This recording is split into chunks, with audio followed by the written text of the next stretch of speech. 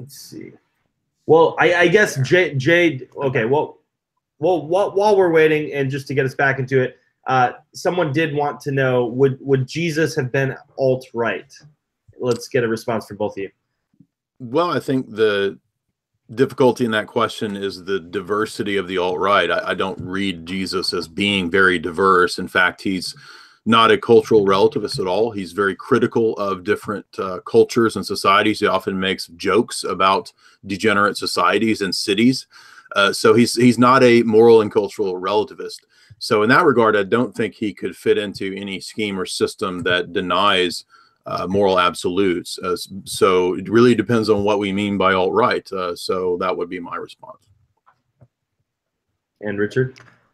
Well, Odin would be alt-right on a deeper sense, but yeah, I think Jesus might have been alt-right in the sense that he was a rebel and he was true to himself, obviously willing to die for an ideal, and he might actually recognize the alt-right as the one group, at least in the United States and Western Europe, is the one group that is really genuinely oppressed, and I think he actually might have a great deal of sympathy for us. But in terms of the ultimate gods that we want, I think they would have to be a Jesus in a form like Apollo or so on.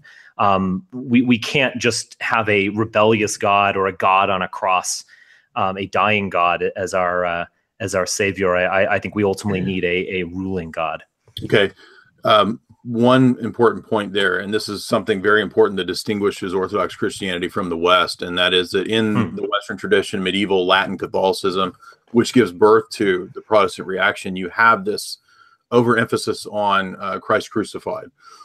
You have almost a loss of the notion of the idea of Christ as the recapitulation of everything that Adam lost, the sort of cosmic Christ that we see very prominent in Eastern churches, and the idea of the Pantocrator. So the idea that Christ's resurrection is actually the trampling down of death is the highest liturgical ceremony of Orthodoxy. And so actually Orthodoxy is focused on the idea of man's deification or theosis. This is also something downplayed in Western Christianity.